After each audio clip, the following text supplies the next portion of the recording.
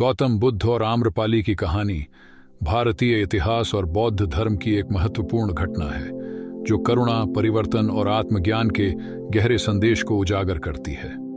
यह कहानी उस समय की है जब बुद्ध अपने अनुयायियों के साथ मगध क्षेत्र में भ्रमण कर रहे थे। आम्रपाली एक अत्यंत सुंदर और बुद्धिमान नर्तकी थी। वह वैशाली गणराज्य की नगरवधू थी जिसे समाज ने एक विशेष स्थान दिया था। आम्रपाली की सुंदरता और कला ने उसे प्रसिद्ध बना दिया था। उसे धन, वैभव और सभी प्रकार के सांसारिक सुख प्राप्त थे, लेकिन वह अंदर से हमेशा खालीपन महसूस करती थी।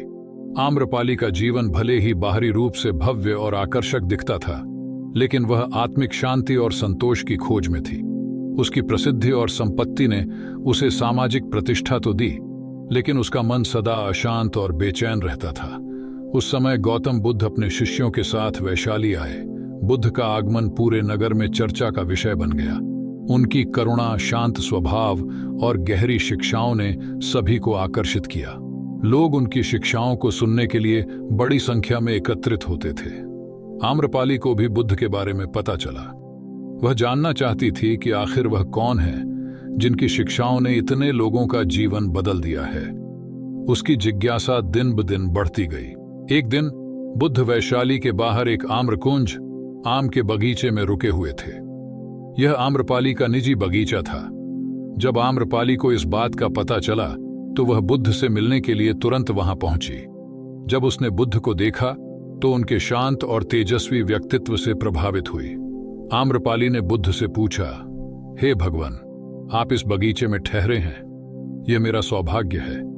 कृपया मुझे बताइए, मैं कैसे शांति और संतोष प्राप्त कर सकती हूं। बुद्ध ने मुस्कुराते हुए कहा, शांति और संतोष केवल अंदर से प्राप्त होते हैं, बाहरी दुनिया से नहीं।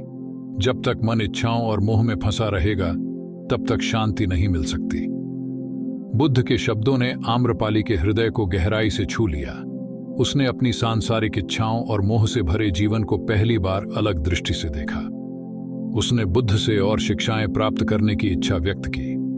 बुद्ध ने उसे ध्यान और संयम का महत्व समझाया।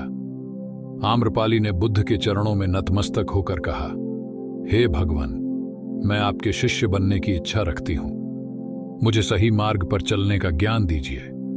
बुद्ध ने कहा, तुम्हारे पास धन और वैभव है, लेकिन वह आत्मिक शांति नहीं दे सकता।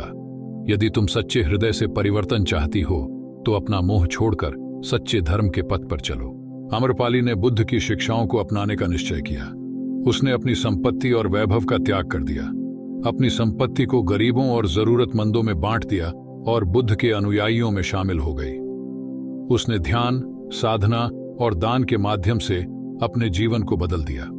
आम्रपाली ने न केवल अपनी इच्छाओं को त्यागा बल्कि समाज के भले के लिए काम करना शुरू किया।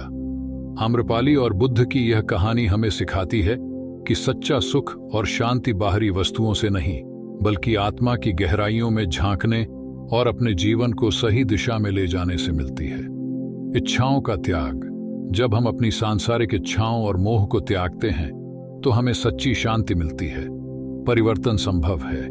किसी भी व्यक्ति के जीवन में परिवर्तन संभव है यदि वह सच्चे मन से प्रयास करे। करुणा और दान, दूसरों की भलाई में ही हमारा सच्चा सुख छिपा है। निष्कर्ष, गौतम बुद्ध और आम्रपाली की यह कहानी आज भी हमारे जीवन में प्रेरणा का स्रोत है। यह हमें दिखाती है कि चाहे हमारे पास कितना भी धन, वैभव या शक्ति हो, सच्चा सुख केवल आत्मज्ञान और शांति में है। आम्रपाली का जीवन यह प्रमाण है कि सही मार्गदर्शन और सही प्रयास से किसी भी व्यक्ति का जीवन पूरी तरह से बदल सकता है।